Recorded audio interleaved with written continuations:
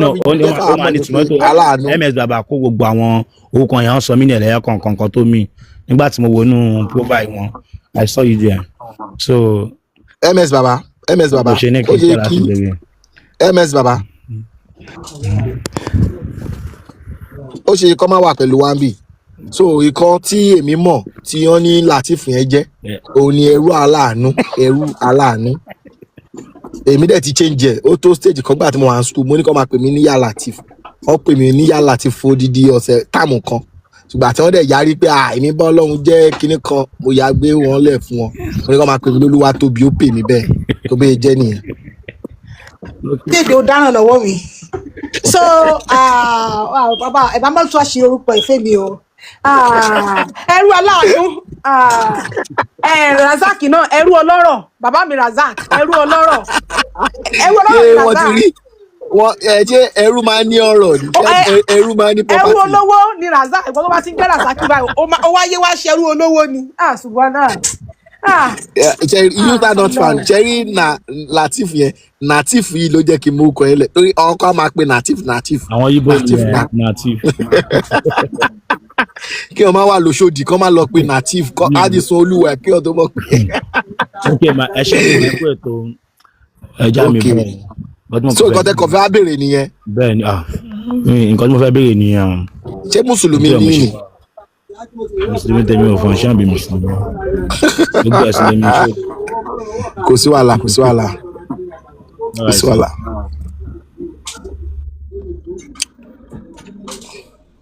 ẹ káàsán gbogbo ilé o. ẹ káàsán. ẹ jọ̀ọ́ ó ní nǹkan pàtàkì gan ni mo fẹ́ sọ ni. èwo lẹ́yìn ṣe inú ẹ̀sán. èmi ò kí ń ṣe mùsùlùmí mọ́ so mùsùlùmí ni mi tẹ́lẹ̀ mo kàn fẹ́ sọ kinní kan ni. ó yá ẹ gbọ́. ṣe rí ẹ má ṣe dìbẹ́tì mọ́ iṣẹ́ yín pọ̀ gan ju kẹ́ máa waste time yín lọ. ẹni tó bá máa gbọ́n òun náà máa lọ ṣèwádìí fún rẹ̀ ní téèyàn bá ń sọ fún yàn ó máa kò ní dàbí gbà kò ní dùn létí ẹbí kíwọ gan kó lọ ṣèwádìí nípa ìfúnra ẹ̀. bọ̀ wọ́n yọ̀lẹ̀ majority wọ́n yọ̀lẹ̀ náà ni. tọ́dẹ̀ ni debate yẹn àwọn kan wà tó ṣe pé wọ́n máa distract yín ni wọ́n kàn máa gbà ń ta. Mr. Trust ṣe ń gbọ́. bẹ́ẹ̀ni. debate tí èmi àti Alagusi ṣe ó lajú àwọn èèyàn kan ṣe wá rí ìgbà tí ms baba pẹ̀lú àwọn àlefa àgbà ṣe debate mo lè fẹ́ sọ wípé ìyẹn gọ́sẹ̀ ló tún wá skyrocket wíwá tí wọ́n ń wá ms baba báyìí torí ọ̀pọ̀lọpọ̀ èèyàn ló tún ní debate tí wọ́n ṣe pé àwọn pípì wọn ò ní kankan bì so tá a bá máa engage wọn àwọn àgbà lọ wọn bọ̀ tó ṣe bí òwe ẹ̀yìn àgbà wọ́n ní tí èèyàn bá fi irin méjì lura wọn èèyàn ní gbọ́ sound àti pé tí èèyàn tó bá tún fi irin méjì tún lura wọn ikọ̀ ní tẹ̀ fún kàn you understand so a máa ní ìdí ẹ̀ olóṣà máa jẹ gbogbo ìgbà a máa ní ìdí ẹ̀ wọ́n sì ní wá you understand òbí jẹ́ mi ẹ̀ ẹ lè sọ nǹkan nísà. nǹkan tí wọ́n fi jihadi ṣe nǹkan tó fi ń pààyàn bó ṣe fi ń sọ gbogbo ẹ̀. tàtà ṣe debate yẹn tán àwọn 2.5 to 3,000 viewers so a máa ní ìdẹ̀ gẹ́gẹ́ bí bàbá wa ẹ̀ẹ̀kọ̀ọ̀kan ní kòkàn ní máa jẹ́ èèyàn tó dẹ̀ máa wá máa jẹ́ èèyàn tó lọ́pọlọ kí nǹkan kún orí ẹ̀kẹ́ kàn ṣe just púpúpúpú kan tó fẹ́ ṣe debate pẹ̀lú wa so for understand yín bàbá mi ẹ̀ jẹ̀wé lọ. ẹ ṣe gan so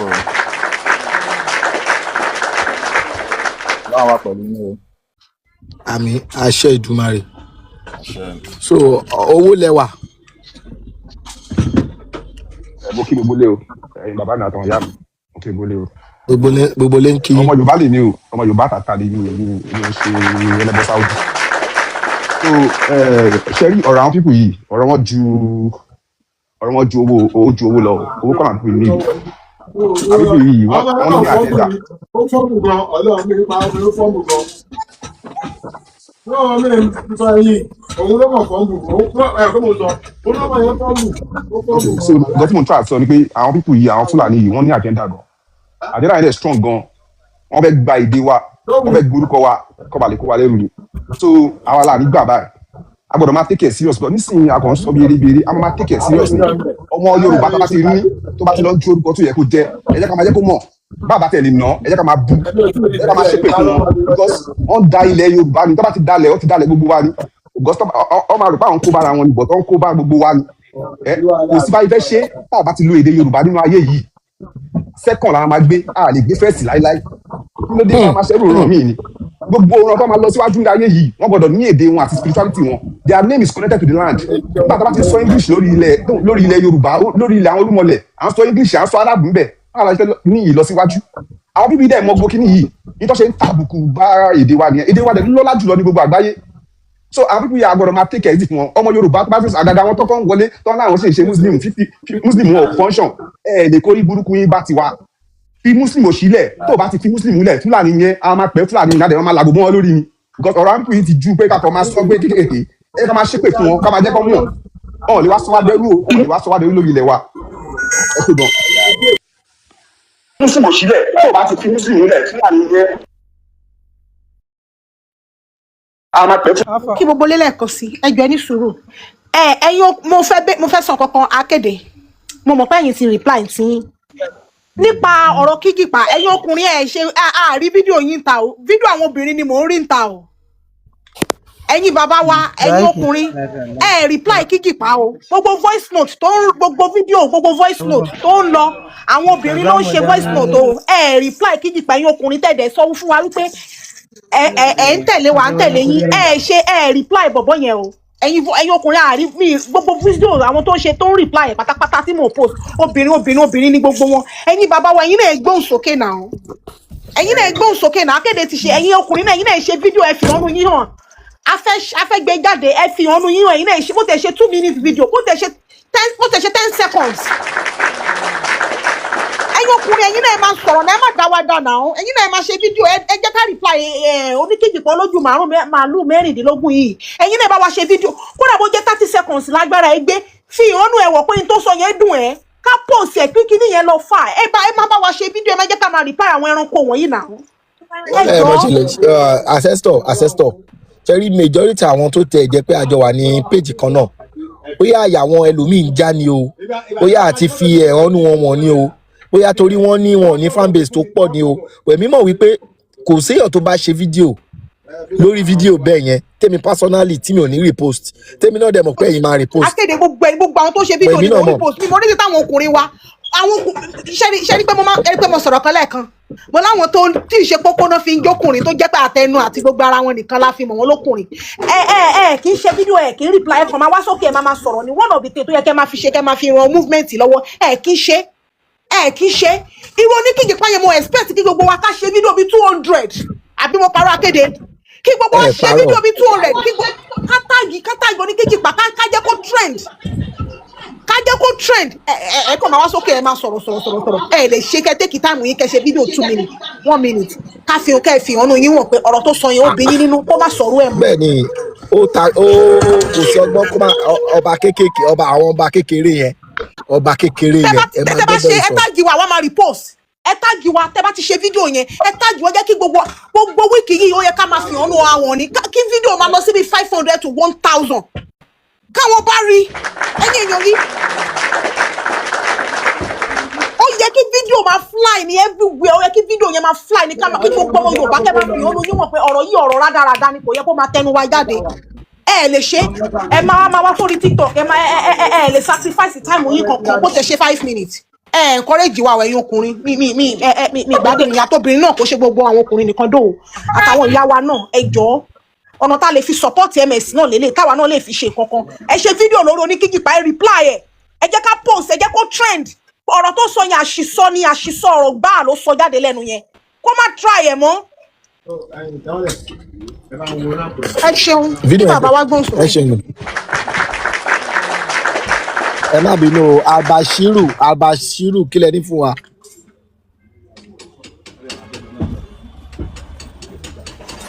Albashiru. ẹ káàsán gbogbo ilé o. ẹ káàsán. mo ṣe àbọrú àbọyè o mo kẹ́yìn ìyá mi ẹ̀yin bàbá mi àní ṣìṣe lágbára Ọlọ́run. àṣẹ. ẹ jọ̀ọ́ ó ní nǹkan kékeré kan tí mo fẹ́ contribute gẹ́gẹ́ bí ọ̀rọ̀ fídíò tí wọ́n sọ ń sìn yẹn. lóòótọ́ àwọn kan ṣì wà tẹ́rù ṣì ń bá wọn èmi gẹ́gẹ́ bí ẹnìkan ò sí nǹkan tẹ́nibọ̀dì lè fi mí ṣe lórí àwọn fídíò tèmi ti ṣe dáadáa lórí àwọn pípò yìí mo ráwọn tó láyà tó bí mi kẹ́ àkílódé tó ń tako mo ní ṣe mo yẹ gbá sí yín ni èmi ní mi ì ṣe mọ́ kò ń ṣe dandan ó tó ṣe bí òwe àtẹ̀yìn kálá dọwọ́ bò irú téèyàn kan sọ pé muslim tọ̀dọ̀ òun gbogbo ẹ̀ ló ń ṣe kò sọ̀rọ̀ nǹkan tó ń jẹ́ pé mò ń ṣe gbogbo ẹ̀ ó ṣe mọ́ ló ń jẹ́ so kò sí nǹkan tó ó ṣàní bọ́ ṣe wọ ẹ̀wọ̀n ní ọ̀sìn ló dẹ̀ ní bó ṣe bá rẹ̀ ń bẹ̀. ẹ bá ń pàtẹ́wọ́ fún wọn jàre àwọn ọkùnrin tèmi láìkì lélẹ̀. ó ṣe mọ́ ló ń jẹ́ kò sí pé kéèyàn kan máa sọ pé tọ̀dọ̀ tòun orin lẹ̀ ó sì ń sọ ọ̀sákásẹ̀ sokolo nìyẹn tó bá ti ṣe mọ́ ó ṣe mọ́ ni gílódé tó lọ mọ́ṣáláṣí tó ń fẹ́ fokùn wọ ẹni wàá máa kọjá wájú wọn tó máa ń ṣàlùwàlá ṣe lórí ọ̀rọ̀ pé àwọn ilẹ̀ tán ti fi ṣe church tán ti fi ṣe mọ́ṣáláṣí yẹn náà ọ̀rọ̀ dẹ̀ wà ń bẹ̀ tó pọ̀ torí a dẹ̀ rí ọ̀pọ̀lọpọ̀ àwọn ilẹ̀ tán fi ṣe mọ́ṣáláṣí yìí ni kò sí anybody wọn tó sanwó ọ̀fẹ́ náà ni a dẹ̀ fi ń mẹ́kẹ̀ owó ni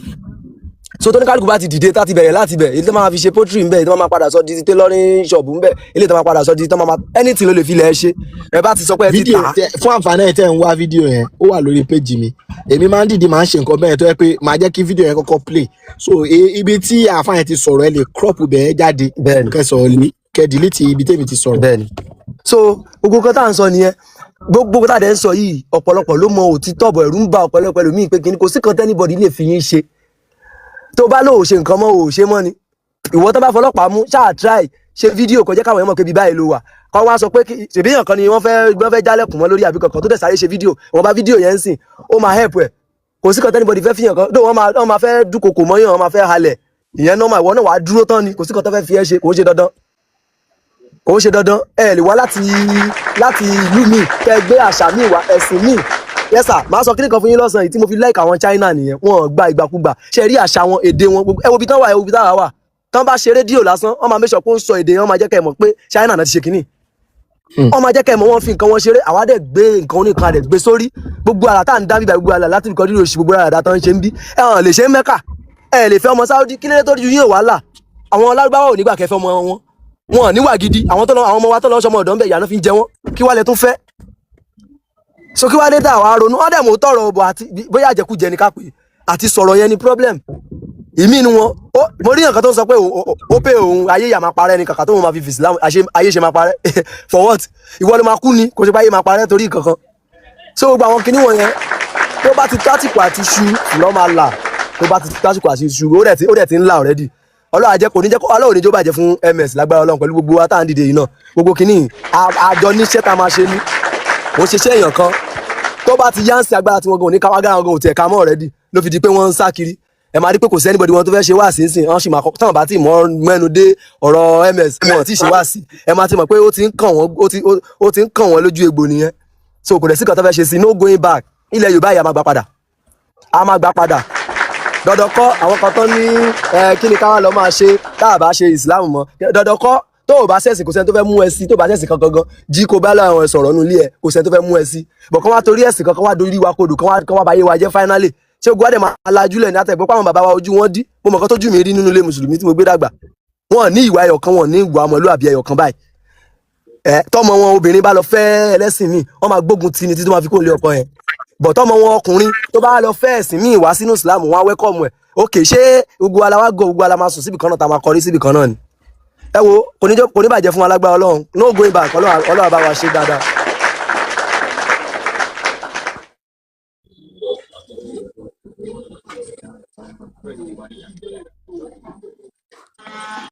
Mr. Albert.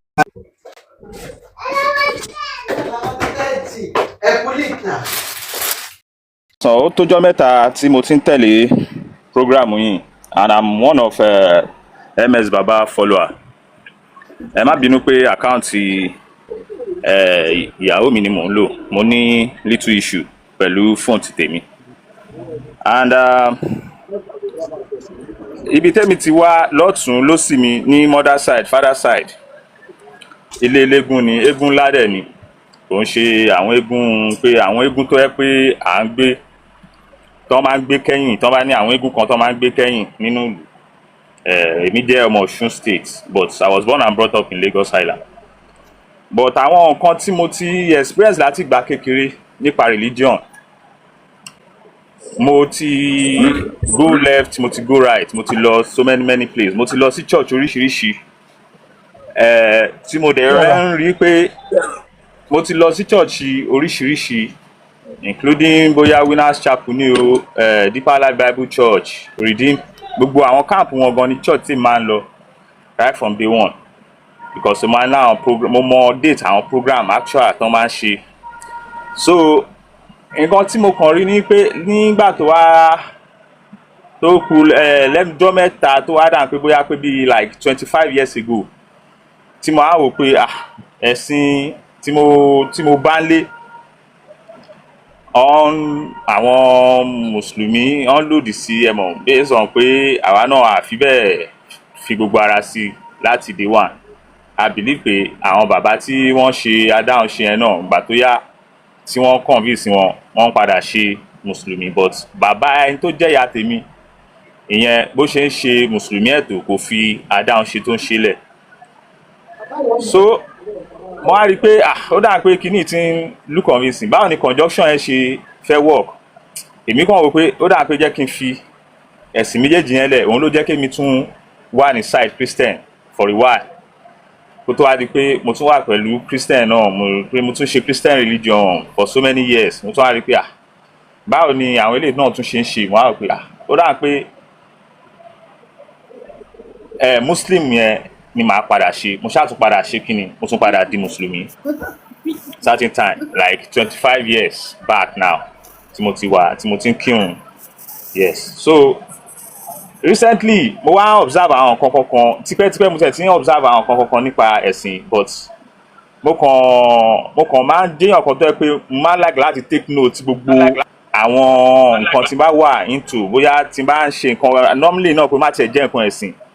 máa ń like pé bóyá pé gbogbo environment or vicinity tí n bá wà kí n máa mo wà observant gan pé kí n máa notice gbogbo nǹkan tó bá ń ṣẹlẹ̀ so mo wá tún wá rò pé nǹkan tí mò ń ṣe máa ní láti tún ti mọ̀ nípa ẹ̀ because ìgbà tí mò ń ṣe Christian yẹn náà mo go deep díẹ̀ débi pé mo padà di choir master mo ṣe gbogbo àwọn nǹkan bẹ́ẹ̀ yẹn ṣá so ìgbà tí mo tún wá padà sínú Islamic yẹn mo tún wá rò pé kò ní dáa kí n máa ṣe nǹkan tí mi mọ ìtumọ̀ ẹ̀ mo á ní láti sọ pé jẹ́ kí n kéwú kí n lè mọ kúlẹ̀kúlẹ̀ nǹkan tí mò ń ṣe gangan kó má kàn jẹ́ pé mo kàn ń larí mọ́lẹ̀ lásán so and I come to mo á try láti mo ṣáà láàfà kan ṣáà tó yẹ pé wọ́n máa ń fún mi ní part-time study so mò ń kéwú yẹn pẹ̀lú bí mo ti ṣe di family man náà ni o ṣe understand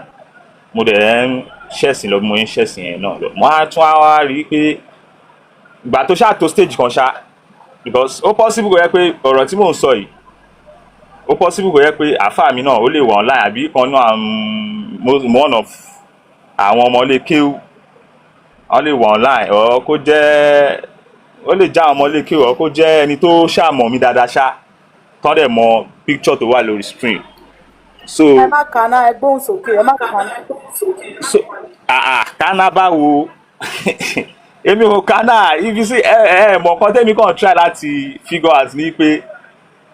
mo á rí i pé ó ṣá bóyá towards last year ending àṣà mo padà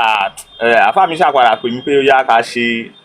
wòlímọ̀ pé ibi tí mo kí ó dé yẹn pé màá ní láti so and that comes out pẹ̀lú àwọn mi nìkan mo ti ẹ̀kọ́ fẹ́ ṣe wòlímọ̀ ẹ̀ gbà tó yá ọtún àjọyìn àwọn other student pé kó má jẹ́ mi nìkan ṣá pé kí n dúró a suspend ẹ̀ bá padà ṣe ní towards that last year so gbà táwa ń ṣe gbogbo towards that program pé a máa ṣe wòlímọ̀ kíní kankan ẹ mọ̀ àti pín iv and all that ìgbà tó ti kó tó di pé apá iv yẹn tá a kọ́ suspend ẹ̀ gbà tó ṣe àyà tó wá di pé àwa máa padà distribute iv pẹ̀lú àwọn fáwọn tí mo fẹ́ pé àwọn guest mi and all that so èmi mo kàn fọkàn kan sọ̀rọ̀ yẹn náà ní bí nǹkan jí láàrin orúkọ kan ní pé ṣé nǹkan tí mò ń ṣe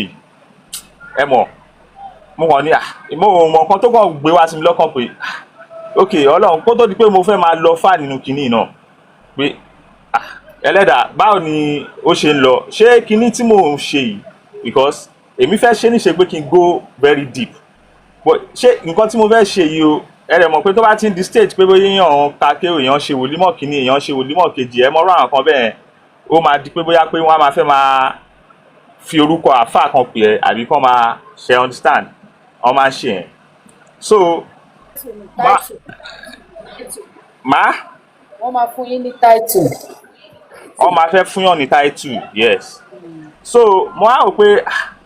ẹlẹ́dà tó bá yẹ pé nǹkan tí mò ń ṣe pé ojú ọ̀nà ni mo wà pé pátí tí mo fẹ́ ṣe yìí o pé mi ì mọ one way or the other ọdún náà kò ń ṣe pé bóyá pé middle person nítorí pé bóyá pé mo ní ó pọ̀ náà àbí pé bóyá pé kíní but mo ní tó bá yẹ pé nǹkan tí mo fẹ́ ṣe bó ṣe wà láyà mi tó ga láyà mi pé báwo lè mo mọ bí mo ń fi là ṣá mo ní tó bá yẹ pé nǹkan tí mo fẹ́ ṣe pé ojú ọ̀nà ni mo wà pé kí n rí búrújì tó pọ̀ kí n fi ṣe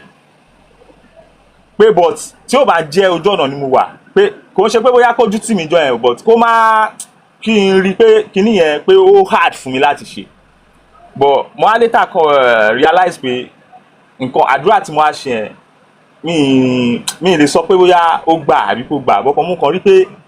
ìgbà tí mo wá fẹ́ ṣe party wòlímọ̀ ẹ̀ everything wá tight fún mi gan débi pé mo ráyè ju pa dáadáa bí mo ṣe fẹ́ pẹ̀lú party yẹn ẹ mọ̀ èmi nìkan náà ni adult tó wà láàrin àwọn students ṣe get kò mi ráyè ṣe nǹkan tí mo fẹ́ yẹn gan dáadáa débi pé mo tún kíní yẹn tún wá go across àdúrà tí mo ṣe tún wá go across gbogbo àwọn guest mi ṣe understand. tí o bá dùn.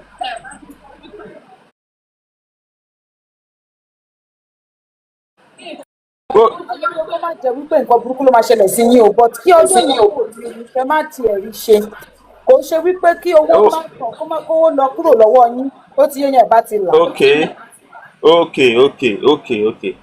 bóyá mistake tí mo tún wá ṣe nìyẹn ṣá but mo kàn wá rí i pé gbogbo àwọn guests tí mo call on pé wọ́n respond tó dẹ̀ pé àwọn tó yẹ pé wọ́n súnmọ́ mi dáadáa ni tó yẹ pé wọ́n understand nǹkan bẹ́ẹ̀ tí wọ́n lè fìyàn ṣeré bóyá wọ́n wí ọ̀dí ọ̀dà wọ́n kàn máa make excuse pé kíní kan làwọn lọ ṣe kíní kan sọ̀mọ́ mọ̀ àwọn kan bẹ́ẹ̀ yọ ṣàfi December period yẹn parọ́ ṣá wọ́n á rò pé ó possible náà kó yẹ pé everybody ní doing sí tiẹ̀ tán fẹ́ tán face as at that period of time. Okay, now that goes mo á rí i pé after that party after that ceremony sorry to say pé mo á rí i pé àwọn attitude kan wá common ní because some the other students their guests wọ́n wá ṣe understand tó yẹ pé wọ́n ṣe gbogbo pọ̀pọ̀ ṣìṣì yẹn àwọn owó tó ń fẹ́ gbà wọ́n rí gbà owó ẹ̀mọ́ wọ́n máa ń péyàn jáde lẹ́ẹ̀kọ̀ọ̀kan pé káwọn. ok pé káwọn guests wọn yẹ kí káwọn guests wọn wá náwó ànádà pé gbogbo àwọn yẹn so wọ́n ṣàrí àwọn kinní yẹn wọ́n rí ṣe so but I was the only one that mo ní guest lẹ́yìn pé bóyá pé àwọn family members kọ̀ọ̀kan ṣe understand tó ti mọ̀ mi tẹ́lẹ̀ so ìyẹn lọ bẹ́ẹ̀ mo á rí i pé from that day pé ìyẹn tó jẹ́ àfa àti tèmi ó wá wò pé bóyá pé kóun fẹ́ cover up ṣe understand pé kó má dà pé bóyá pé mo wà left behind pé kóun gbogbo bọ́ yẹn ń pa àwọn guest jáde pé wọ́n máa mú iye báyìí wọ́n máa ṣe kinní kan ó ṣàn sọ pé èmi máa send owó yẹn sí àwọn ṣe ti understand nǹkan tí mo mí pé kọ́ máa wọrí pé àfa so person ó ti láwọn máa send owó yẹn sáwọn o pé ẹ mọ̀ bí kéèyàn ṣàfẹ́ cover èèyàn ṣá pé àfa ọ̀n ti nípa àwọn máa send owó yẹn sínú account àwọn ọ̀n sọ in publicly ní ojú agbo yẹn so mo á rí i pé nǹkan tí àfa ló dẹ̀ come straight same way pé mi ìgbà tó ti rí gbogbo bí audience yẹn ṣe wá rí i pé kóun fi gbogbo kinní yẹn kóun fi ṣe ìwà àṣírí ṣe understand mo á rí i pé later on tí party wa lọ débi kúrú bí àfa mi tún ṣe gbé fóònù ó tiẹ̀ tún padà rí mi wọ́n náà wà tó tiẹ̀ kọ́kọ́ pè mí torí pé mo tọrọ owó kan tún gbé fóònù ó tún bá mi sọ̀rọ̀ lórí voice note pé ṣé mo gbàgbé àwọn outstanding tí mo ní tí mo fẹ́ mú ní outstanding wo sà ó ní outstanding àwọn nǹkan tí mo ní mo fẹ́ send débi pé ó tún rán ìkan náà àfa tó jẹ́ big guest níjọ́ yẹn sí mi pé nǹkan báyìí o pé owó báyìí tí mo ní mo fẹ́ tẹ̀ sí ṣé mo ti tẹ̀ sí àfúnni èmi ò lówó kankan. ẹ wá padà send owó báyìí. send ṣe ẹ má bínú wa mo bọ́ ẹ lọ́nà mo wá padà send owó yẹn mo sọ fún ọ pé mo á jẹ́ kó máa yé wọn pé èmi ò lówó kankan tí mo fẹ́ send o ẹ ṣáà mọ gbogbo finances tí mo sọ fún yín pé mo ní àti changing of accommodation níbi tí mo wà because wọ́n fún wa ní cook note bí wọ́n fẹ́ develop ilé yẹn mo ní ẹ ṣáà rí gbogbo nǹkan tó ń ṣẹlẹ̀ tó fi jọ à ń pé bóyá pé 1 or 2 tó wà wájú mi kó tó nípa ṣe pati. mo wá rí i pé ọkọ̀ fún mi ní attitude débi pé tí n bá ó wá tó wá jẹ́ èèyàn kan tó yẹ pé òun ni bí imam mọ́ṣáláṣí rátìbí tèmi ti ń kírun ṣe understand so ó kọ́kọ́ sọ̀rọ̀ yẹn nínú wáàsí mo kọ́kọ́ overlook ẹ̀ pé gbogbo àjọmọ́ pọ̀ mọ́ṣáláṣí ńlá rẹ̀ ni pé òun ó lè má jọ̀rọ̀ mi so àná again ó tún wá come to repeat that word ó tún attach ẹ̀ pé nílẹ̀ ní àná tó jẹ́jọ́ Wednesday which is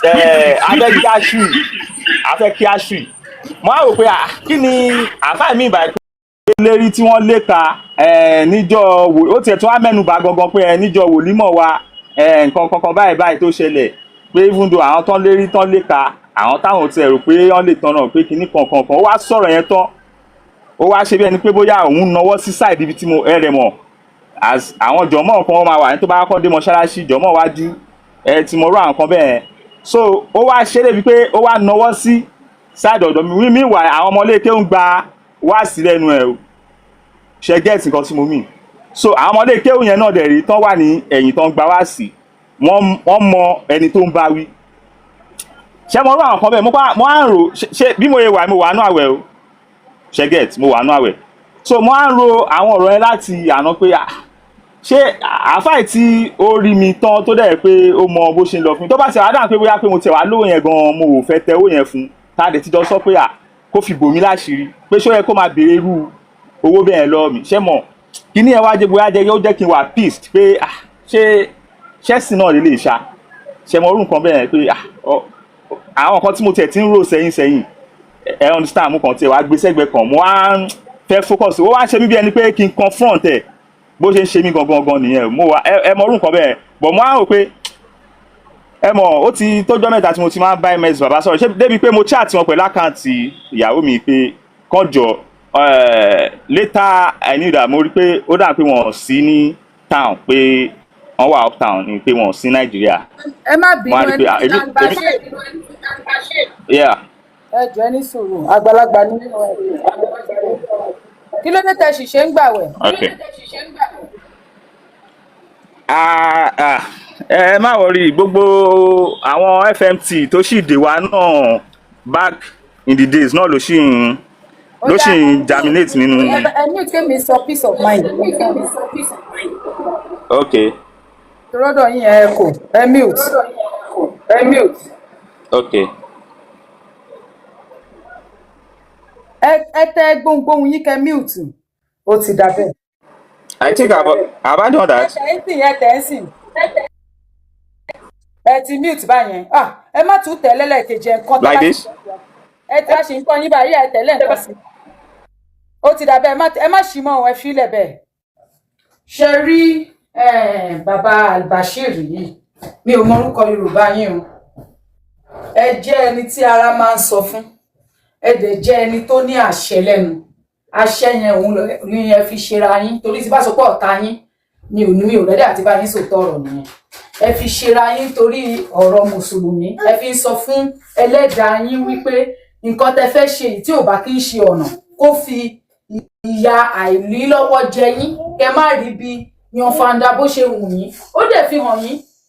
ń tẹ́ ìbèrè lọ́wọ́ ẹlẹ́dàá yín ló fún yín ẹ sọ fún pé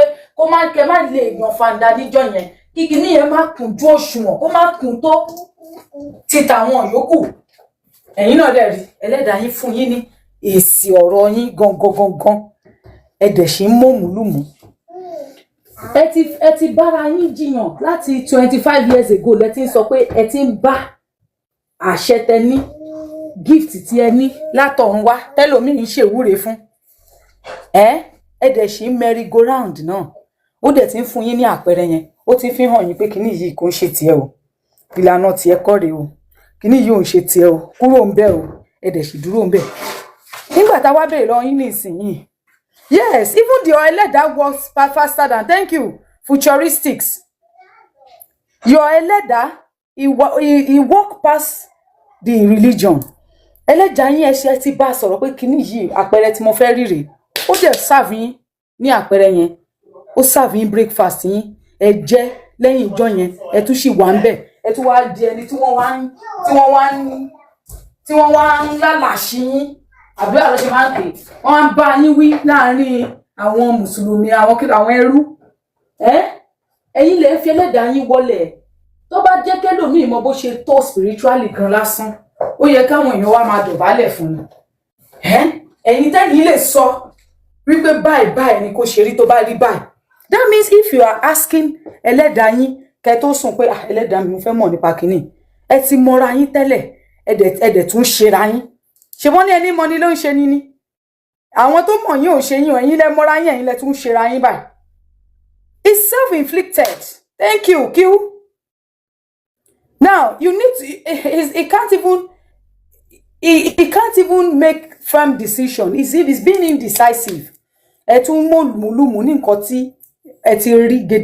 kedere pé kíní yìí kò kí ń ṣe tiyín. Kí lẹ ṣì ń ṣe ń bẹ̀? Mo wá bèèrè lọ́wọ́ yín pé ṣé ẹ ṣì ń gbààwẹ̀? Kí ló tẹ ṣe ń gbààwẹ̀? Ẹni bẹ ṣe wà yẹ́ ẹ̀ ń gbààwẹ̀, kí ló tẹ ṣe ń gbààwẹ̀ àwọn nǹkan kan dè yín mọ́lẹ̀? Kí ló dè yín mọ́lẹ̀ ju Ẹlẹ́dàá yín lọ? Kí ni ó wà more important sí yín ju bẹ ṣe máa rọ́nà lọ tẹ máa free individually in your spirit? Ẹ ti bound the spiritual gift yín, ẹ bound ẹ̀. Ó wà nínú ẹ̀wọ̀n. Ó di jọ́ tẹ̀yìn fún ara yín bá tú sílẹ̀, kò sẹ́ni tó dè yín mọ́bẹ̀. Ibi tẹ́ ẹ di Ẹlẹ́dàá yín mọ́ ni. Nobody tó dè yín mọ́ ibẹ̀. For you to have come out, okay? For you to have come out and say this thing, and you are already saying it, pé àwọn ọmọdé kéwú náà lè máa rí yín níbi tẹ́ ti ń sọ̀rọ̀ yìí. That means to some point, you are convinced that this thing is hurting you more than it is tó ń ṣe eré fún yín, more than it is blessing you. Hurt yẹn pọ̀, but ẹ ti wà used to your pain. You are used to your pain. Ọ̀rọ̀ kan tí mo retí kẹ́ là mọ́lẹ̀ kẹ́ fọ ojú ọ̀rọ̀ yẹn mọ́lẹ̀ tí sọ. Ẹ̀yin lè fọ ṣé mo pé mi ń tèmi ní ìsìn bóyá life àti tèmi yìí yóò fọ ọ̀rọ̀ mọ́lẹ̀. Ẹ sọ̀rọ̀ yín, ẹ sọ ẹ bá mi fọ mọ́lẹ̀ ṣe. Torí mo fẹ́ wà respectful enough with you. Àánú wọn ṣe mí. Ó yá ancestor ẹ gbóhùn sókè màámi, ẹ jẹ́ kémi mute mà. Ẹ ṣé mà. Ẹ tì sí. Ìyá wa èwo ni ẹ fẹ́ wà rẹ̀. Iye bàbá wa ẹ wà confused. Mo ní táwọn èèyàn sọ ń sàlẹ̀ pé bóyá ẹ lack mi ìmọ̀ báwo ìfẹ́ pa òyìnbó yẹn, òyìnbó ló jẹ mí níyà báyìí. Bóyá kí n sọ pé courage, you don't believe in yourself. Indecisive. Bóyá òyìnbó yẹn jù mí lọ. You don't believe in you don't believe in yourself. You don't even know who you are. That's why it's difficult for you to take a decision. You don't understand. And èèyàn lè ní gbogbo nǹkan kó lack courage, kó lack self. Ẹni tí ò bá ti lè dúró kó gbogbo akíní yóò jọ ẹlẹ́ǹgbàwẹ̀ pẹ̀lú gbogbo nǹkan tẹ́ ẹ ti ń gbọ́. Wọ́n ní principle ni wọ́n ní principle. Bàbá mi get as e be. Get as e be now. Kí lẹ̀ ń wá kiri? Kí ni nǹkan òun? Àwa gbọ́ àdẹ̀yìn sọ̀rọ̀ 25 years. Ìgbà wo ni mo kúrò ní Christianity? Ìgbà wo ni mo lórí mi pé? Ìgbà wo ni mo take decision mi tí mo ní mi ṣe mọ́? Wọ́n kúrò ní Christianity, wọ́n bọ́ sí Muslim, wọ́n bọ́ sí Muslim, wọ́n bọ́ sí Muslim. Ẹ wo bàbá ẹ̀yin gan jàre ẹ wo mi ò kó yín jẹ, mi tẹ̀lé fẹ́yìn nínú irú èmi báyìí, mi lè fẹ́yìn torí mo máa fẹ́ yọ ayé lẹ́mìí. Ẹ take decision kí lẹ̀ ń gbà nínú àwẹ̀. Wọ́n sọ pé lórí burúkú làlá ẹ wo gbogbo wa ti dọ̀tí tí Muhammadu wù. Ẹ wo gbogbo wa ìgbín tí Muhammadu wù. Ṣé ẹ lè bá búrò ìyá yín sùn kéèyàn máa bá kẹ́tẹ́kẹ́tẹ́ sùn máa bókun sùn? Ẹ wo gbogbo àwọn ìwà ìdọ̀tí yẹn. Ẹ wá lẹ̀ ń gbàwẹ̀ fún ta lẹ̀ ń gbàwẹ̀ fún Allah àbí Olódùmarè rán yín láwẹ̀. Allah náà ni Allah ló gbéṣẹ́ lé yín lọ́wọ́. Ẹ má bínú. Ohun tèmi máa ń le. I just wish you can be a man. You are a man. Don't pay lọ́kùnrin nìyẹn. You can just bullshit nonsense down. Take a decision. You can move on with your life. Take charge of your life. Take control life. Your life belongs to you. Your life is in your hand. You are the controller of your life. You are the architect of your whole life. Ọlọ́run ló dá yín, Ọlọ́run wo ló dá yín, ṣé Ọlọ́run rí ni? Ṣé Ọlọ́run rí? Ọlọ́run wo ló sọ, níbo Ọlọ́run ti sọ fún yín pé òun ló ń dá yín? Ìyá yín àti bàbá yín dóra wọn, wọ́n bí yín. Mo ṣe máa sọ, tó bá ní logically kí n sọ pé ta ló dá mi, ìyá mi àti bàbá mi ló dá mi, torí mi ìmọ̀ Ọlọ́run kankan, rí mi ò rí mi ìmọ̀ bí tó wà, bóyá kò sá, I don't know. Ìyá mi dó bàbá mi, wọ́n dóra wọn, ó bí mi, àwọn like tó dá mi, ìyá mi ló dá mi, bàbá mi ló dá mi, mo dá wọn ọmọ mi. They can call me God. My children is allowed to call me God. If Ọlọ́run yín dá náwó sí mi, èmi ni mo ṣẹ̀dá ẹ wáyé. Ni mo ṣẹ̀dá ẹ. Ọlọ́run tá a rí, tá a mọ̀ bí tó wà, tí mi sọ pé kò sọ Ọlọ́run ẹ má ṣì mí gbọ́ gbogbo ẹ̀yin tẹ́ wà nílé o. Mi sọ pé mo mọ̀ pé there is force behind universe. There is something that is greater than all of us. Fine, but kò fira ẹ̀wọ̀n wá. Kò sọ fún wa pé kó carry on kò fira ẹ̀wọ̀n wá. We don't need to stress ourselves to know that force. If you can't control your life, how can you see? At any tí o bá lè control life ẹ̀ gan àti kó wà successful, ó máa difficult. Let me tell you that. If you can't control your life, if you didn't take charge of your life, to be successful in life is going to be difficult for you. Because there's some vital information, there's some time you just want to take decision. To bá lè take you take risk, take so many things to be successful. So even mi ò fẹ́ rojọ́ jù, ẹnu fẹ́ tí ń ro mi ò rojọ́, mo ti ní mi ti fẹ́ rojọ́. Ẹgbọ́n sókè ẹ̀yin tó wà lé, ẹ ṣeun.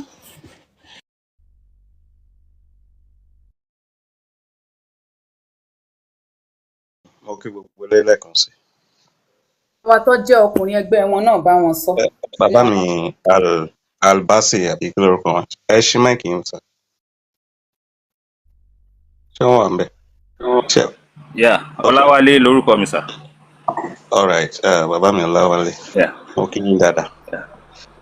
Nǹkan kan tí mo fẹ́ pàkíyèsí yín sí, mo mọ̀ pé n tó sì ń ṣe ọ̀pọ̀lọpọ̀ àwọn tó jẹ́ ọmọ ìyá wa ni pé wọ́n sì ń rò pé bóyá Allah lọ́lọ́run. Because ìyẹn ló fi máa ń dàbí pé ṣé kì í ṣe pé mò ń ṣọlọ́run báyìí, ṣé kì í ṣe pé mò ń ṣọlọ́run Elédùmarè báyìí. And mo fẹ́ kí kẹ́ mọ̀ àwọn àǹfààní yẹn wọ̀ pé wọ́n ti wò pé Ọlọ́run àwa la ní. So wọn ò mọ bọ́n ṣe lè gbà mú wa lọ́wọ́ lọ́n ṣe ń lo Ọlọ́run ṣẹ́gẹ̀t. So mo dẹ̀ tún fẹ́ kẹ́ mọ̀ nǹkan kan pé àpèjá Ọlọ́run ni Ọlọ́run Elédùmarè. So nígbà gbogbo bẹ́ẹ̀ mo mọ̀ pé máa jù mí lọ. So àtìgbà tẹ́ ti wà ṣé ẹ gbọ́ pé Ọlọ́run lójúbọ rí? Because gbogbo àwọn kìíní tẹ́ bá ti put it together tó bá ti yé yín to take your decision, ó máa kàn dàbí pé ẹ kàn máa sọ fúnra yín pé mi ò ṣe, then ẹ ṣe mọ́ náà nìyẹn. And ní lè máa bẹ̀rù láti because bẹ̀rù èèyàn omi èrò bẹ́ẹ̀ ń bẹ̀rù àwọn èèyàn tó wà ládùúgbò yín àbí àwọn tó fẹ́ sọ̀rọ̀, but you are afraid ń pé bóyá ẹ fẹ́ kọ̀yìn sọ́lọ́run. No, Ọlọ́run kì í ṣàlà. Ok, bàbá mi ti máa ní kí n sọ fún yín sìn, tẹ́ bá fẹ́ parí ìjà lọ́kọ-láya bóyá wọ́n jọ ní kọ́rẹ̀, báwo lẹ ṣe lè parí ìjà wọn? Ẹ lè bá mi sọ ní ọ̀rọ̀ bíi 1 minute or 2 minutes. Bóyá wọ́n ti kọra wọn lẹ̀, ẹ̀yin wá wò pé ẹ fẹ́ parí ìjà wọn kán padà. Kí ni àwọn measures tẹ́ lè put in place láti kán parí? Pé tí mo lè fi bring wọn back together, sir. Yes, wọ́n ti kọra wọn lẹ̀ o. Ẹ mọ̀ kì í ṣọ̀rọ̀ bóyá wọn lọ kóòtù bọ̀ wọ́n ti fẹ́ra wọn. Mi ò fẹ́ mọ́jàre wọ́n yá kẹ́rù ẹ. Wọ́n ti kẹ́rù bóyá fún bí oṣù méjì. So wọ́n wá on a separate ways. Okay. Wọ́n wá fẹ́ padà, oníkálukú ti lọ lé ìyá ẹ̀. Wọ́n wá fẹ́ padà. Kí lẹ̀yin rò bóyá kí ni mentions tẹ́ lè put in place láti pé tó tẹrù pé ó yẹ kó wà pé criteria tó yẹ kó wà fún ọmọ méjèèjì láti padà kí ni sir?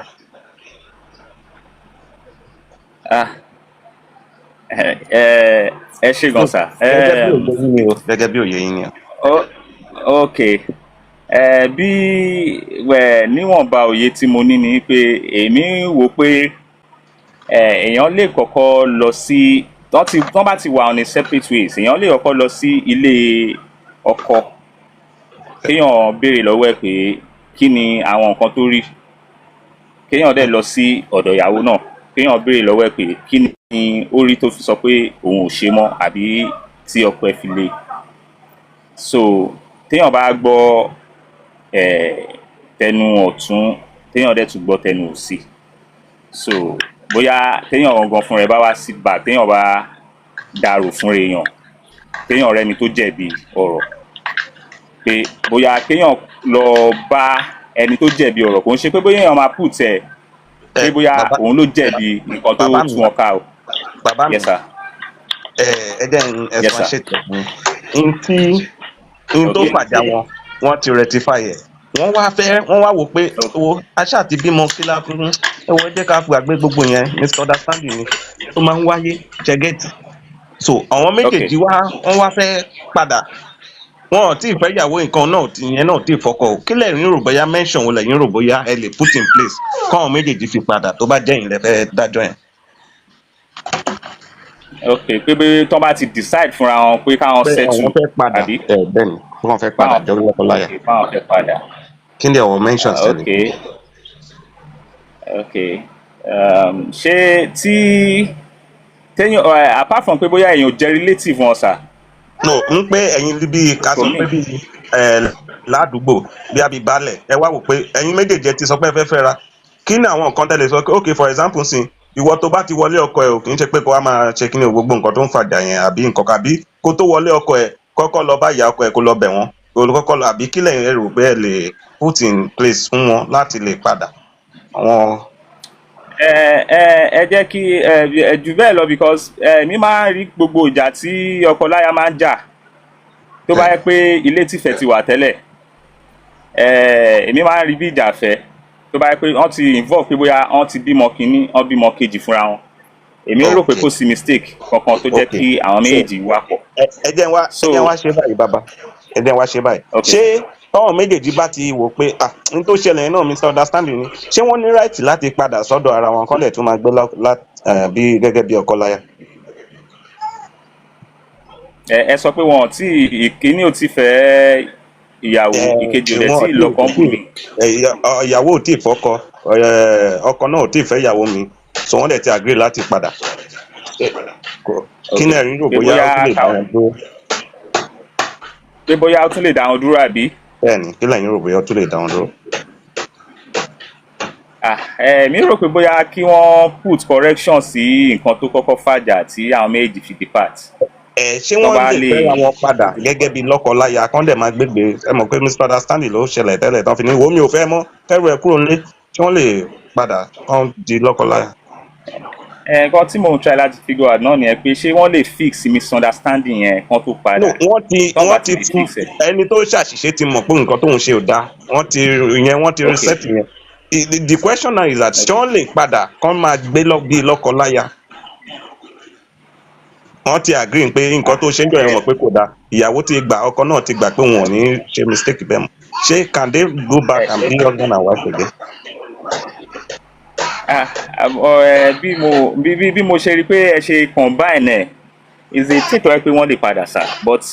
ṣé mo issue kan tún come up little bit mo fẹ́ brief ẹ ṣé rí ọkọ láya ni wọ́n ní misunderstanding but ṣé mo misunderstanding ẹ mo kọ́kọ́ fẹ́ béèrè lọ́wọ́ yín pé ṣé bóyá nípa pé bóyá ìkànnù wọn ṣàyè àgbèrè wọn wá ká ara wọn níbẹ̀ ẹ mọ̀ pé kéèsì yẹn ó dà kó tún ṣe kí níbẹ̀. ìyẹn kọ́ n tí mò ń sọ ni pé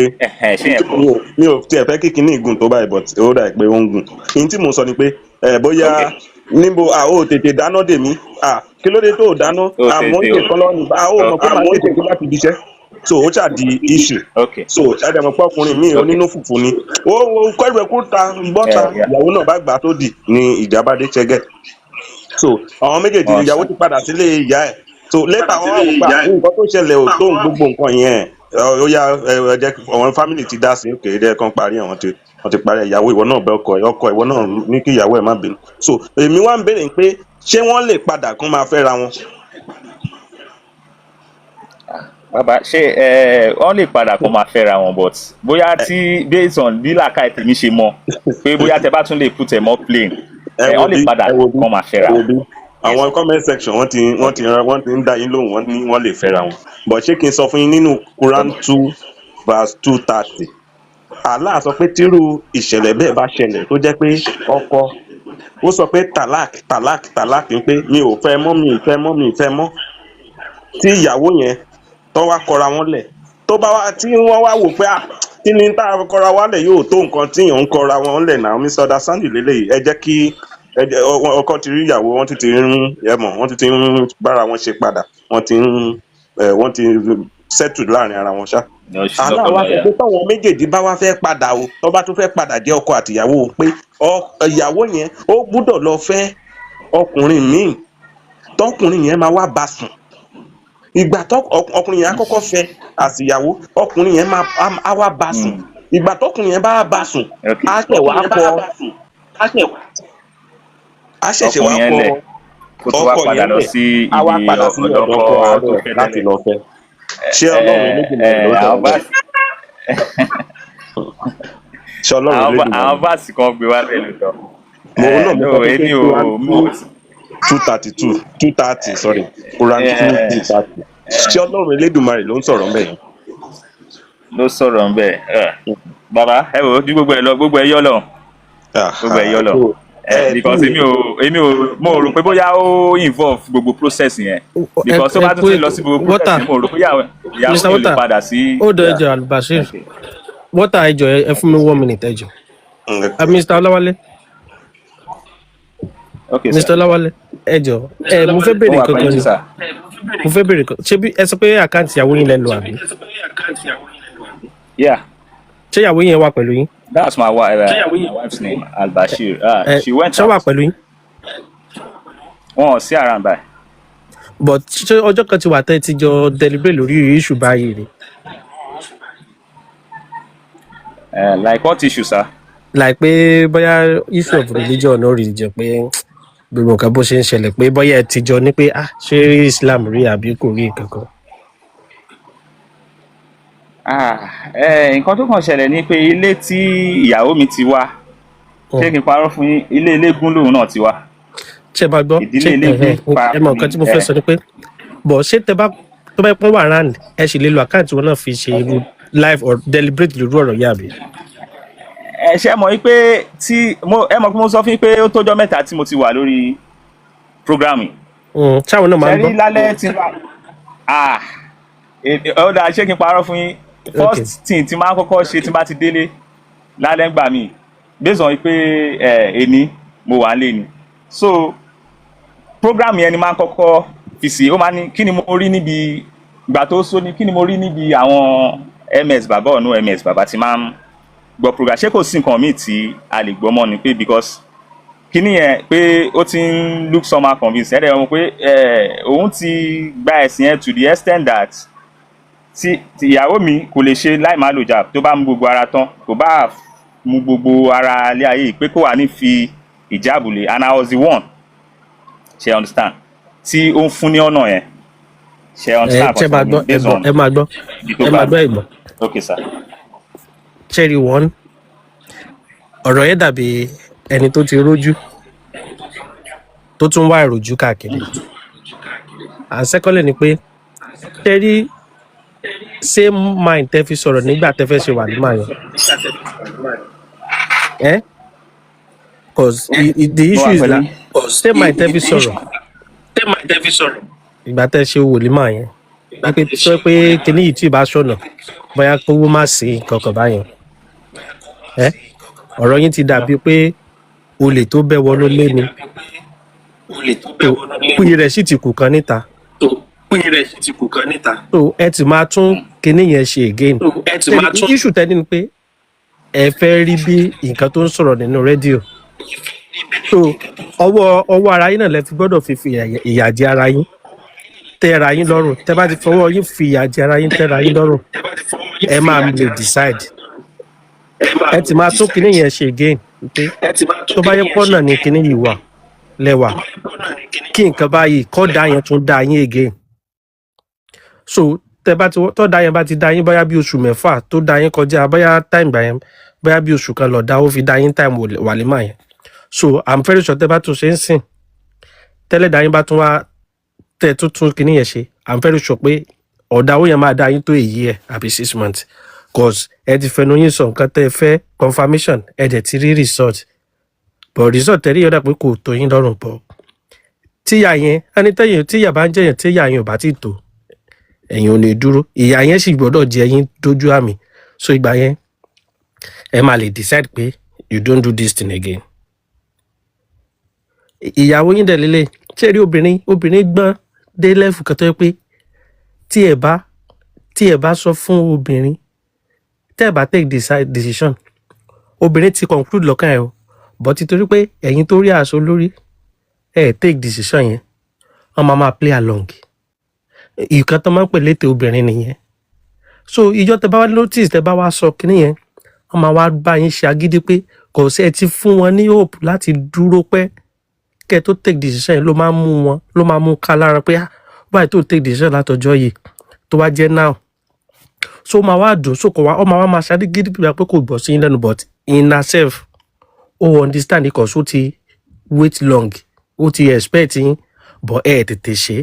ìgbà tó yẹ kẹ́ take action ẹ take ẹ so issue yẹn ò jù bí yẹn lọ ẹ ti máa tún ọ̀rọ̀ yẹn ṣe again nǹkan tó ń pè ní affirmation nìyẹn reason tí ẹ lè check fún yín kẹ́ wo ìyàtọ̀ láàrin amen àti àṣẹ ẹ máa rí ìyàtọ̀ wọn ẹ ti fi àṣẹ sínú ọ̀rọ̀ ara yín pé kí wàlímọ̀ yẹn má ṣe ṣe kódà ó da yín ó dẹ̀ rí bẹ́ẹ̀ definitely ẹ believe nínú ara yín nìyẹn so báwo ni ẹ ṣe máa sọ ní ẹ̀yin àgbàlagbà bá ní pé kẹ́yìn gbé ọ̀bọ bọ̀gbẹ́ kọ́bọ tó gbéyàn bọ̀gbẹ́ so ẹ̀yin ò ready láti gbé ọ̀bọ gbọ̀gbẹ́ ni àáfàá yẹn ṣe ń gbé ẹ̀yin báyìí ló fi ń gbé yín bọ ìgbẹ́ tó fi ń fi yín kọ́rọ̀ sọ ní inú àṣàlàtú àbí nínú ìjọ táìmù tẹ́ ń kírun yẹn ojú yín ò dẹ̀ tí ì rí ẹ dẹ̀ jẹ́ I just want to be real. Mr. Mickey iṣẹ́ ń gbọ́ kò tí ì yé mi tí bá sọ fún yín pé mo mọ lóòótọ́ mò ń gbọ́ tí wọ́n á pé mo mọ̀ nǹkan tẹ̀ ń sọ mo ṣáà ń rí i pé bí ẹ wọnú marriage ẹ kúrò ní marriage. no nǹkan tó ń ṣẹlẹ̀ ni pé tí wọ́n ti decide. kí ni ẹ má bínú kí ni àwọn sọ torí ìrísí omi sọ bẹ́ẹ̀ ni pé mo rí pé gbogbo ọ̀rọ̀ tẹ̀ ń sọ látàárọ̀. ìgbà táìmù tó fẹ́ ṣe wàlímọ̀. ok bóyá torí pé ẹ̀sìn bí bọ́rọ̀ yẹn lọ láti táìmù tó fẹ́ ṣe wàlímọ̀ ok he is once a Muslim Christian ó kúrò ní Christian ó bọ́ sí Islam wọ́n dẹ̀ wá ṣe at adult age mo tiẹ̀ give wọn kudos pẹ̀lú age odidi married man kò ṣẹ̀ṣẹ̀ máa kọ́ kí to the extent pé wá kọ́ débi pé lè ṣe wàlímọ̀ so time tó wá fẹ́ ṣe wàlímọ̀ wá sọ pé tó bá jẹ́ pọ́ náà ni kí wàlímọ̀ tó dé wọ́n ti rò pé ó kẹ́ wá lẹ́yìn tó bá jẹ́ pọ́ náà ni kíní táwọn fẹ́ ṣe yìí kọ́ dáwó dá wọn tó bá jẹ́ pọ́ náà ni kọ́ àwọn ọmọ àdó dáwó bọ̀ tí ì bá tí ṣọ̀nà kọ́ dáwó dá wọn and to the funnest thing pé time yẹn ọ̀dáwó dẹ̀ dá wọn so automatically wọ́n ti fẹnu wọn question ara wọn wọ́n dẹ̀ ti fẹnu ara wọn rí answer pé wàlímọ̀ tí mo fẹ́ ṣe yàbí Islam yìí tó bá jẹ́ pọ́ náà ni káwọn owó ṣe táwọn tí bá dẹ̀ ṣọ̀nà káwọn má rí owó ṣe wọn dẹ̀ rówó ṣe automatically wọ́n ti answer right okay so wọ́n dẹ̀ sì ti contemplate pé bóyá àwọn káwọn sì ti máa ṣe lọ àbí káwọn máa ṣe. Mr. Ọláwálé. so ni mo ṣe wá ń bèrè pé ṣé ìyàwó wọn ṣá ti jọ ṣó ti fi ọjọ́ kan jọ deliberate lórí ọ̀rọ̀ yẹn rí náà sí àfáàyẹ tí wọ́n fi wọ́n ṣe wáàsí nínú mosque pé ìjọ wàlímọ̀ wọn rówó ná wọn rí kan ṣe pé àwọn pé àfáàyẹ ń cover wọn pé Mr. Ọláwálé ti láwọn máa send owó sínú àkáǹtì àwọn o instead owó tó yẹ kán ná physical wọn ná physical bọ̀ àfáà ṣe ṣàn cover up so after wàlímọ̀ àfáà wá fẹ́ gba owó tó fi ń cover up láàrin èrò làwọn òdẹ̀ wà fún àfáà. ó wá di woro sí woro. tó wá di woro sí woro ẹ ti gẹ̀ẹ́sì. Mr. Ọláwálé. hello sir. bàbá akéde odò mo wà pẹ̀lú yín. tẹ̀rí èmi ò láìkì kí a máa pẹ́ jù mi ò láìka máa pẹ́ jù ní orí ọ̀rọ̀ the only thing tí máa sọ fún ni wípé tó wáyé pé orí ọ̀rọ̀ tẹ́ gbé wá yẹn the ball is in your court tó bá wùn yín kẹ́ ṣe gbá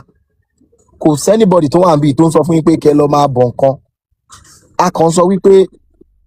kẹ́ make use of your sense tọ́lọ́wọ́n bá fún yín àwọn nǹkan kan míì wà nǹkan tẹ́ ń wá lọ sí ṣòkòtò owó wà lápò ṣòkòtò yín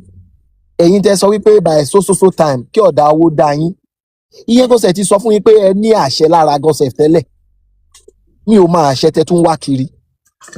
nǹkan yẹn dẹ̀ ṣẹlẹ̀ kò sí evidence tó jù yẹn lọ pé kò sí ọ̀nà níbi tẹ́ ń dojú kọ yẹn pé kò sọ́nà ń bẹ̀. Ṣé wàá rí èmi òun sọ fẹ́yàn pé kéèyàn fi nǹkan tó ń ṣe sílẹ̀ o akéèyàn lè gbọ́ but èmi kàn máa fẹ́yàn láwọn ọ̀rọ̀ kan tó máa jẹ́ bí guideline ìyẹn fún ẹni tó ti fẹ́ tú ara ẹ̀ kúrò nínú bondage yẹn téèyàn kan ò bá túra ẹ̀ gbogbo ọ̀rọ̀ tá à ń sọ látàárọ̀ bíi ẹ̀yìn àpẹẹrẹ là ń yàgbàdo sí ni ṣe understand tẹ́yìn fún ayé ò bá túra yín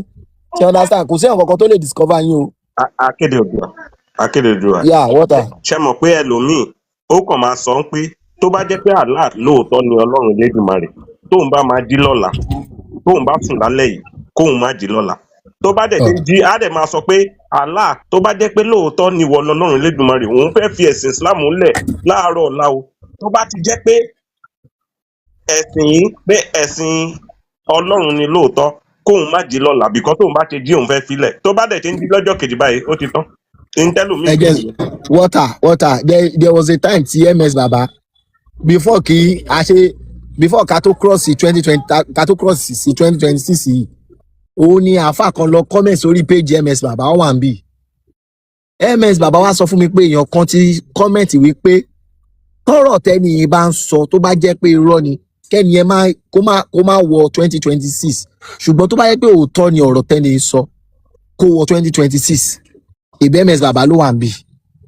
but still yet náà ṣẹ́rí gbogbo nǹkan tẹ́ni ẹ tó wá comment ìyẹn ò tún dìtà mí pé ó tún máa gba nǹkan tó ṣẹlẹ̀ yẹn gbọ́ ẹ má jẹ́ ká parọ́ tọ́ra wa gbogbo ìtẹ́mi rí lára Mr. Ọláwálé ni wípé àwọn fúnra wọn lè decide lápò ara wọn pé nǹkan báyìí mo fẹ́. Mr. Ọláwálé gan ṣe bá wò wọn dáadáa tá a bá máa béèrè lọ́wọ́ wọn àti ṣe ṣìnà á nira fún wọn because decision taking wọn pọ̀ gan. ó pọ̀. very poor because pẹ̀lú bí wọ́n ṣe ń béèrè nǹkan lọ́wọ́ wọn gan àwọn nǹkan tó jẹ́ pé ṣókí ni wọ́n dẹ̀ ń fàágùn. so nǹkan tó wà bẹ́ẹ̀ ni Mr. Ọláwálé. bàbá wọ́tà ẹni àti ṣe ṣìnà máa lé lára wọn gan ṣé ṣìnà wà dá láti máa ṣe ni. irọ́ mo kàn fi ń sọ̀rọ̀ ni mi ò ní kí n ṣe ṣìnà. àìní ẹ̀ẹ́dẹ́fù yẹn ò dáa téèyàn bá ṣe ṣìnà kò mí nìbí pé èèyàn dàbí decision azọkùnrin náà ókè tẹ́yìn bá lò wípé àti ṣe ṣìnà fún ọkùnrin tẹ́yìn bá lò wípé àti ṣe ṣìnà fún ọkùnrin decision yẹn máa lágbára gan. ẹ mọ ṣẹlẹ̀ n tí mo mí nǹkan nìyẹn. èyí kan ẹ má bìí ìyá òṣà tọ́lá nǹkan tó ń tẹ̀ láti sọ ni wípé àyíkọ́ tó fẹ́ sọ nípa àti bóbìnrin sọ̀rọ̀ wọn máa le bọ̀ àwọn ẹmọ̀ ọkọ̀ ló mọ́rọ̀ bẹ́ẹ̀ yẹn mọ̀ gbà mí wá èèyàn lè sọ̀rọ̀ kan kó jẹ́ pé nǹkan mi lè ọdẹ mi. ṣe fẹ́ yàwó wọn sílé kò ṣe àti ṣe. èmi ò fẹ́ lò bẹ́ẹ̀ èmi ò fẹ́ dárúkọ ìyàwó ló jẹ́ kí n sọ̀rọ̀ yẹn. ọ̀rọ̀ pẹ̀sẹ̀ òṣìná yẹn ló wá da láti dárúkọ tí àwọn bá wà ní ẹgbẹ́ ti gba straight bullet bẹ́ẹ̀ yẹn. ẹ má bínú. bẹ́ẹ̀ ni náà ẹ náà ẹ ṣe correction water ẹ ṣe correction. ẹ má bínú mi ò sọ pé kẹ́ ẹ máa ṣe ṣìnà o mi ò ní kẹ́ ẹ ṣe ṣìnà. ẹ̀yin náà ń ṣe ṣìnà water lọ́rọ̀ kan. ẹ̀yin ìyá mi ẹ má bínú mi ò ṣe ṣìnà o mo kàn fi sọ̀rọ̀ ṣìnà tẹ̀ ń ṣe ló fi sọ wípé ẹ lè make decision báyìí. ìyá mi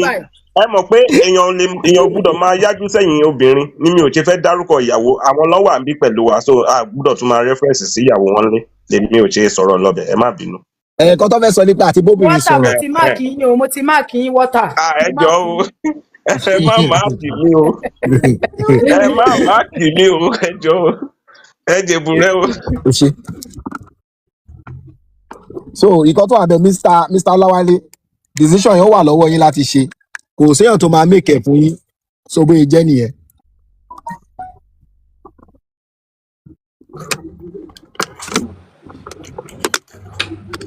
bọ̀ ẹ̀kọ́ tẹ́mi kọ́ mọ̀ wípé. my regards to each every one of. Mr. Ọláwálé before get to send regard kò sí nǹkan tó dàbí wípé kẹ́ jẹ́ free thinker bí àwa báyìí tó dẹ̀ jẹ́ wípé tẹ́ bá ṣe dáadáa fẹ́yàn kẹ́ mọ̀ wípé ẹ ṣe láti inú ọkàn yín láìsí wípé ẹ fẹ́ nírètí heaven àbí ẹ fàyàmbì kan ṣe lẹ ṣe láti inú ọkàn yín ni you understand so kò ń ṣe wípé torí pé wọ́n fi iná dẹ́rù báyìí lẹ fi ń sọ wípé dandan ẹ máa ṣe dáadáa tẹ́ bá ṣe dáadáa ń sìn ìyẹn túmọ̀ sí wípé dáadáa yẹn wá láti inú ọkàn yín ni kò ń ṣe wípé torí wọ́n ní wọ́n fẹ́ punish yín lẹ ṣe ń behave dáadáa gbogbo àwọn táwa ń bì à ń ṣe nǹkan tó dáa láì sọ pé láì jẹ́ kí èèyàn kan sọ fún wa tó yá ṣe you understand so ìyẹn lèmi rò pé is the best torí tó bá tiẹ̀ tí gbogbo wa bá tiẹ̀ kú tá bá dàgbà tá bá kú tẹ́ bá ṣe dáadáa yẹn dáadáa yẹn máa tọ̀ yín tí mo dẹ̀ sure òun ṣe pé bóyá torí ọ̀rọ̀ pé máa wọná ẹ máa wẹ paradise tí ó náà lè ṣe ń ṣe dáadáa so definitely tó bá fi iná tàn yín sìn ẹ̀yin ò ní dáadáa tó tẹ́ fẹ́ ṣe nìyẹn you understand so bí ọ̀rọ̀ tèmi ṣe jẹ́ nìyẹn kò sí nǹkan tó dàbí pé gbogbo nǹkan tẹ́ bá ń ṣe àti orí yín àti gbogbo ẹ̀yin fún ayé lẹ wà in control kò jẹ́ pé ìwé ló ń control yín ìṣe ànábì ló ń control yín tí ànábì ò bá dágájá ẹ̀yin ò máa àwọn mùsùlùmí ò lè emulate ẹ̀yin náà ẹ create nǹkan tẹ́lómi máa rí láti ta tó máa emulate so kò ju yẹn lọ sà. Okay. Oh, ẹ ṣé gan sir. I really appreciate. Ẹ ṣé gan. Olúwa ti mú mọ́tò mi bíi mẹ́ta ń bèèrè sí. Bàbá Wálé ẹ ṣàmà ẹ máa. Okay, ẹ ṣé gan gbogbo lé. Yeah, ẹ take care. All right. Yeah. Mo fẹ́ kí gbogbo èèyàn clear mi lé lórí o. Ẹ jọ fídíò wo ló ṣe fún MS bàbá yàtọ̀ sí ti bọ̀bọ̀ ìrorúkọ lágbàjì yìí. No, ó dàbí èèyàn kan send a threat message sí wọn ni. Okay. MS ṣe bá lè ṣe ẹ̀ sí mi ẹ jẹ́ wò ẹ ṣeun. Àbíbẹ̀ wọ́n lè nǹkan tèmi kọ́ máa jẹ́ kí gbogbo lé mọ̀ ní wípé ọ̀nà jẹ wọn la fẹ́ fi style ń dí so wọn dẹ̀ lè fojú gidi wò. So ẹ ná àwọn èèyàn ẹ ná èèyàn ẹ tún ní kó má sunkún. Àgàgà ancestor ìjọ ọ̀tá ancestor fi ń block ọ̀nà jẹ wọn òdìdẹ dẹ́hùn. Akéde Oòduà. Máa sà. Kẹ́ mọ̀ pé réètì táwọn èèyàn fi ń gbọ́n sìn so ó wá dàbí pé ẹ fẹ́ jí gbogbo èèyàn lẹ̀ kí la máa jẹ. Ẹ mọ̀ pé business ni ẹ mọ̀ pé Islam yẹn business ni àwọn tó pọ̀ ẹ má bínú Akéde Oòduà kí gbogbo yín tó gbàgbé ẹ prepare mind Al-Bashir lẹ o tó bá délé kéwú tó bá fi jàgídíjàgan mu kó má surprise yín wọn o torí bá ṣe wà wọ́n sì máa lọ bí wáàsí wọn lọ lé kéwú wọn tí ì fi wọ́n ṣe wáàsí tó. àwọn wà ń bì ọmọ àwọn náà máa tó gbangba sùn lọ yẹ tó bá lè tó gbangba sùn lọ yẹ àá try láti gbé wọn lọ sí gbangba àfi wọn lẹ̀ síbẹ̀ sódà wọn lè sùn sí gbangba so wé jẹ́ nìyẹn so wé ṣe rí nǹkan tó kọ̀ wá ń bẹ̀ ni wípé èèyàn tó bá máa jíra ẹ̀ kò nídìí èèyàn kan láti jí tó bá tiẹ̀ máa nídìí èèyàn kan láti jí tó bá ti lè ta pẹ́pẹ́ báyìí ó máa jí ni so èyí tí a ṣe sọ fún wọn yẹn gọ́sẹ̀f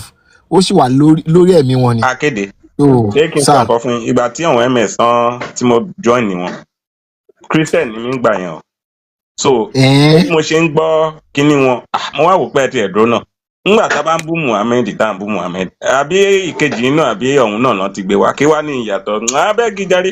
ní bá wò lọ wò bọ̀ pé scam náà èmi dẹ̀ rí mo ti àṣírí kankan ti tú sí mi lọ́wọ́ rí tí mo pé mo kàn ń jẹ́ Christian náà ni kì í ṣe pé mo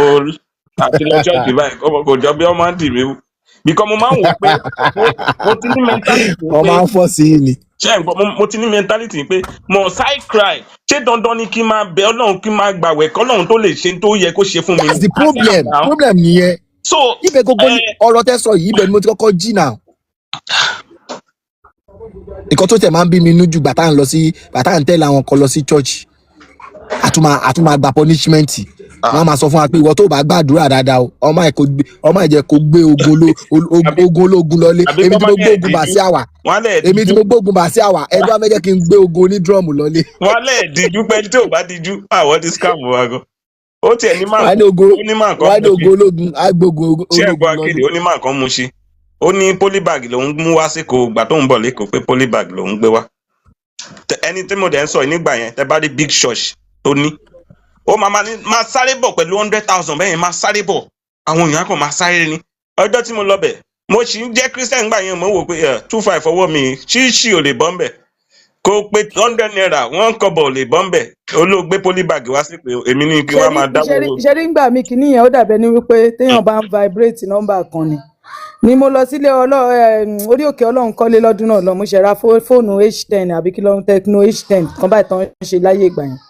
wọ́n bá ní pé kí gbogbo èèyàn kó máa fi fóònù wọn sílẹ̀ pé fóònù àwọn tó ti lo fóònù wọn ráàkì wọ́n tún differentiate ẹ̀ o lórí Ọlọ́run kọ́lé ẹ gbúdọ̀ mú fóònù lẹ̀ o àwọn tuntun tó ṣẹ̀ṣẹ̀ rà pé because oore tuntun náà náà fẹ́ ṣe fún wọn mo di fóònù mi mú Packaging. pa délé ni fóònù eléyìí ó bá lóore tuntun àṣekún lọ náà fẹ́ ṣe Bọ̀ ìyá mi ò mi fi lẹ̀ o. ìyá mi àwọn pípù yìí wọ́n máa ń kóòdì brain wa o ẹni tó bá ó ti pẹ́ tí mo ti gbọ́n gan o àtìgbà tí mo ti wà ní kékeré ni mo ti máa ń wò pa kò yẹ kó rí báyìí náà ẹ máa gbọ́ akéde ẹ máa gbọ́ oníjọ́ kan pásítọ̀ kan kàn bọ́ta ní ṣọ́ọ̀ṣì tí mò ń lọ nígbà tí mo wà Mùṣí ó ní ìwọ tó fẹ́ tajà ìwọ tó jẹ́ pé ó fẹ́ tajà owó ẹ̀ ò wá tí ì pé tóun wò pé níbo ló ti fẹ́ rí owó máa bọ̀ ń ta mo ní Ọlọ́run mo dúpẹ́ o pé àwọn ṣọ́ọ̀ṣì wọ́n ti ń ṣẹ́ǹjì wọ́n fẹ́ fún wọn lówó kán fi kún owó ọjà tán fẹ́ máa tà the next thing mo kàn gbọ́ máa bọ̀ pẹ̀lú 600 naira mi ò máa mú 1000 wá tí máa máa ṣẹ́ o 600 naira kò bá jẹ́ 500 àti 100 naira kò bá jẹ́ 200 mẹ́ta máa bọ̀ pẹ̀lú 600 naira ó wá ló bá fọwọ́ ra kùn pé gbogbo tóun ń ṣe lélẹ́yìí tí kùn ń fi ń yọ o bóun ṣe máa ń ṣe fọ́lọ́run lélẹ́yìí mo wá òpá ìbò ta ló ń dáwọ́ ọpẹ́ fún débi pé òun sọ pé òun tó ń ṣe lélẹ́yìí àwọn èèyàn bọ́ta o nínú owó tí ò tí ì tó tó ń fẹ́ fi tajà wọ́n tún mú yọ sí 600 tó bá ti wá gba tọwọ́ yín tán ẹ wá rí i pé ẹni yẹn wọn kò wá níwà relevant mọ́ ní ṣọ́ọ̀ṣì tó jẹ́ pé tó bá ti ń bọ̀ wọ́n ti recognize president ẹ̀ tó bá wá ń bọ̀ tó wò bá sí lọ́wọ́ ẹ̀ mọ́ á di pé wọ́n máa mọ lójú wọn tiẹ̀ ní rí bí wọ́n ní mọ̀ bóyá ó ń bọ̀ ẹ wò ó. ẹ jẹ́ ń sọ fọ́màtì èmi àti kékeré nígbà tí mo lọ sí church àti bẹ́ẹ̀ gọ́sẹ̀ mo ti jára mi pé èwo ni ìtumọ̀ èwo ni rọ́bìṣì yìí rísì tí mo dẹ̀ ọjọ́ kan wọ́n ní ìwọ tó bá fẹ́ ran iṣẹ́ ìránṣẹ́ lọ́wọ́ máa bọ̀ ń ta pẹ̀lú 20,000 naira so àwọn èèyàn bíi 10 jáde wọ́n wá ní kí gbogbo ìjọ náwó sí èèyàn bẹ́ẹ̀